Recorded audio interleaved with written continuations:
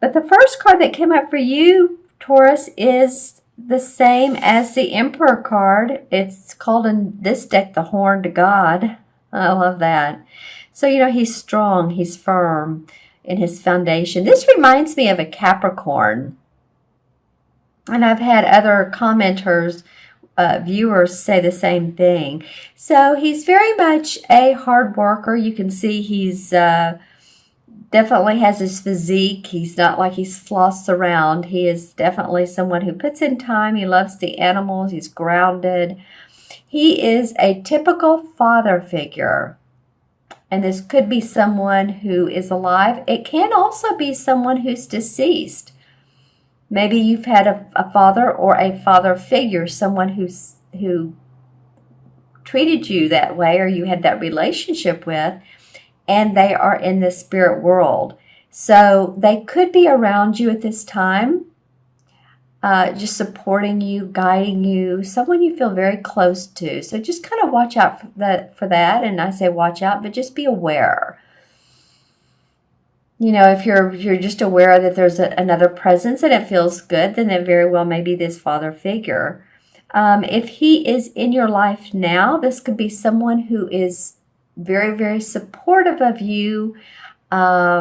He very well could be an earth sign. I'm just feeling Capricorn, doesn't have to be, but it has those aspects of being able to make grounded decisions, helping you plan, helping you envision, helping you expand, helping you get paperwork done. This could be a woman, but usually it's a man. So this person shows up as first in your reading. Let me know who this is, Taurus. Of course, you're an earth sign. So I feel like it's someone in your life. I'm not really sure. I feel like it's you. But you know what? I'm going to ask my pendulum. I don't normally do this, but I'm very interested to see is the Horned God or the Emperor, is this Taurus themselves? Well, even though this person's very earthy, I do feel like this is someone in your life. Again, whether they're deceased or whether it could be a spouse. It could be that someone just feels very warm, protective, wants to help take care of you or give you good advice. All right. So when I ask my pendulum if this is someone, you taking on these aspects, it's like, no, not really. This is a person. Okay, so the next card that comes up is the same as the Fool card. And this particular deck calls it the Greensman. And the Fool card is about naivety, going about a new venture, really not knowing how it's turning out. But you know what? It's good because you're not focusing too much on the hows. It's more of a spontaneous, let's not be too hard on ourselves. Let's be happy. You can see that the people in this card, one's playing music, one's dancing, another one's playing a violin. Let me read you a little bit about what this Greensman in this particular deck means. It's actually the card of the god of nature and historically depicted as a green leafy figure with foliage on his face. He represents the fertility of spring and the awakening of earth. And he's believed to watch over his imitators with approval.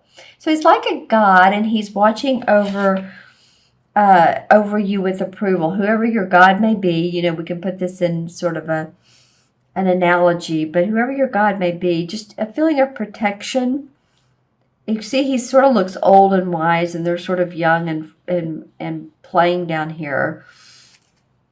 So just a feeling protected no matter what your journey is, no matter where you are in your life, that there's an essence and a protection around you. It's definitely new starts, new beginnings, and fertility. And there's a big innocence around this too. So it's like, I'm seeing someone like a hee-hee laugh on their face, like, I don't know, I'm just sort of giddish, I'm sort of happy, I don't really know why, but things are going okay, and there's room for me to grow, and I have protection. So any of you are all that are starting new ventures, you may have the protection of this person here, because he's facing this guy, and then you have it's interesting that both of these are called godlike figures in this deck. But this godlike figure is also protecting you. So feeling like, Taurus, that you have a lot of protection, spiritual protection with you in December. At least, the mid part and moving on. So, yay, go for it. Lots of nature. The dog is very happy playing. These two cards are very similar in the essence of, both these guys don't have on shirts and pants, so they're willing to bear all. They're willing to go the distance. They're willing to be there for someone. No pretense. I guess that's what I mean. No pretense. It's unconditional love. All right. So your next card, your third card, Taurus, is the Four of Pentacles. And the Four of Pentacles indicates to me someone who is being cautious about their money and not overexpending, but really fine-tuning and planning what you do have. As you can see, this person is moving the pentacles from over here where the wall is faded and moving them on the fireplace. So watching money, watching bottom line. If you owe people money, if you owe creditors, if you owe, bank loans, car loans, even your rent, whatever you're doing, it feels like you really are taking a look at the bottom line and how can you make it last longer. It is about making it grow, but it's really focusing on what you do have, what you know is coming in, and not wanting to give up any more than you have to. I mean, hey, it is around the holidays, and this might be the caution for this card is, just don't overspend. Hey, Christmas is a happy time. Or Hanukkah, or, like I said, whatever you celebrate. And it might just be a lovely, nice gift for everyone that you celebrate or something you make. But I'm feeling like the caution is not to overspend. And that, you're pretty grounded, Taurus, but also you do like luxury. Taurans like luxury. So, maybe if it's okay with your inner self and your psyche not to spend too much during this month of December, you may not want to, because you may have, people knocking at your door, not literally, but figuratively, or calling and you owe money. And so, balance your, I want to say your checkbook, that's old saying, but balance your money, balance the bottom line. Make sure that you are starting in January feeling like you're not overwhelmed by credit card bills, over expenditures. Okay? And then the last card to come up is the Eight of Cups. And this is a life-changing card. This is about moving past difficulties and moving into a new arena. Ready to move on. And a lot of times this is really physically moving, or this is in your heart, because it is the cup cards. It says chalices, but chalices are cups. And as you can see, this guy has his hand on his chin. He's not a young guy, so he has a lot of experience in the matters of the heart, the matters of home, the matters of even his work, because actually this reminds me of a wand, and the wand is about our work. So to me, when I see this card, I always look at both the cups and the wand. So it reminds me of both matters, like I said, matters of the heart and the work that we do in life. So you can see he's moving on. He does have plans, but he doesn't always know how those plans are going to turn out. So for instance, say you've moved into a new job and you're, still in, probation time, or you're just starting a new job. I know a lot of people who have changed employment. And it's like, I don't know where I'm going, but exactly how this is going to turn out. I may become a manager. I may go into management. I may stay with my current position.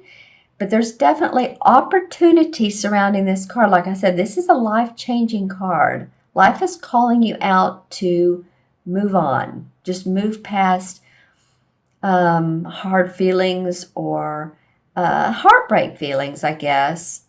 Emotional feelings, not to totally drop them, because, we always have our feelings. We don't want to cut the strings with our heart. But being able to move past what doesn't serve you, focus on what does serve you. The bird has his wings open. He says, like, I'm your guide. Come on, let's go. It's by the water, so it's about emotions. He's leaving behind his castle. So he's built up a foundation, but he's ready to move past that. He's ready to go on. Life-changing card, Taurus. So any of you, like I said, that are changing jobs, creating new ventures, it's probably what this is about. And maybe you're watching your money. Maybe you're creating something. It's taking more money than you thought. So you want to be ready to move on. And to do that, you need to save some money and not spend so much, because this might be costing you more than you think. And you realize that. So let's pull some. Well, this card wants to come up, and this is the Five of Swords. So any type of decision making where you've had to decide with others, consult with others, someone firmly puts their stake in the ground and says, no, this is the way it's going to be. A coming of minds, no matter who wins, whether it's this person or you. This is a decision that's made that there's been some conflict about, whether it's your home setting or whether it's your work setting. Very much could be. Seven of Cups comes up.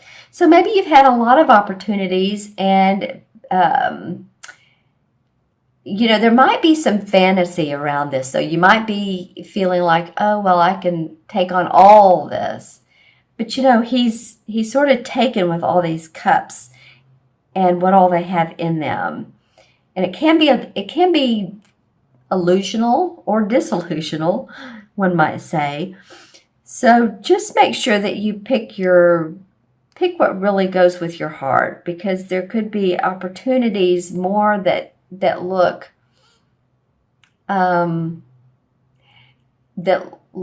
better than they are.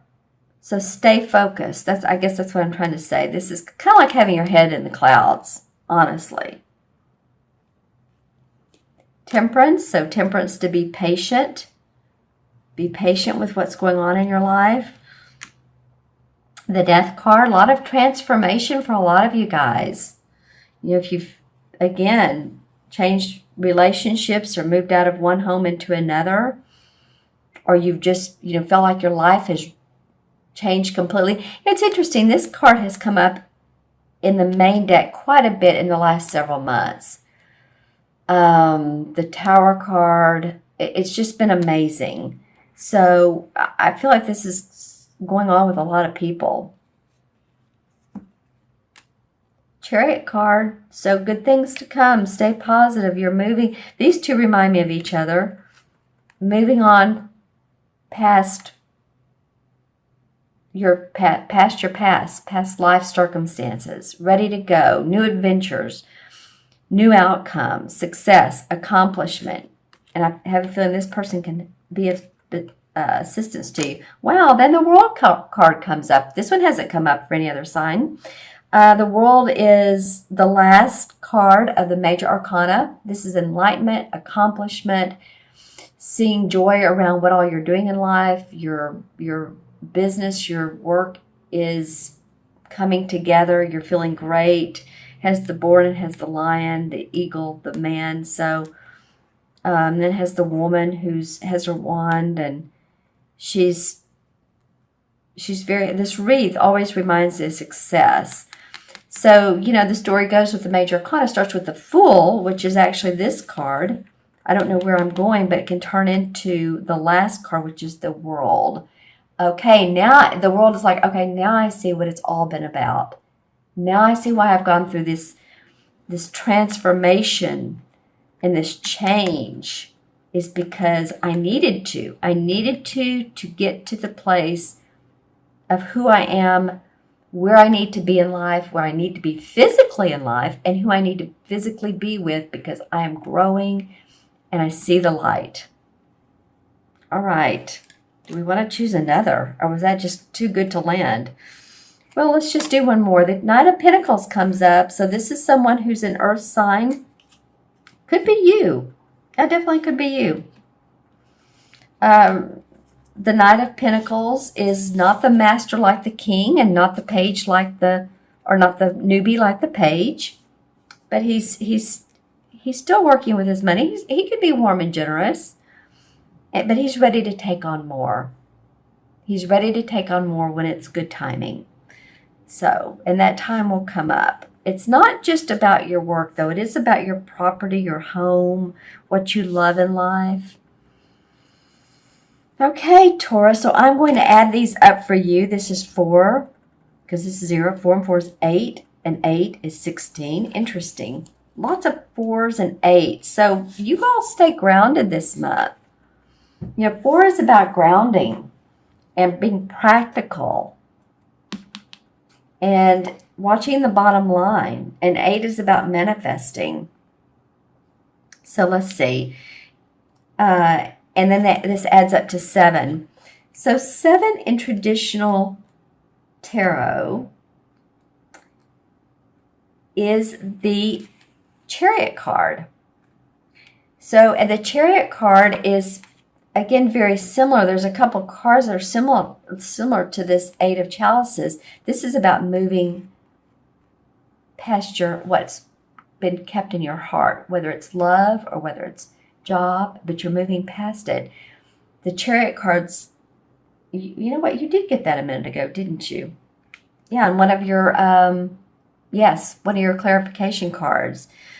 So this is indicating, it's a major arcana that, pay attention to support around you, fatherly support, watch your money, be open to new ventures because you're being supported, and you can move on with success and victory.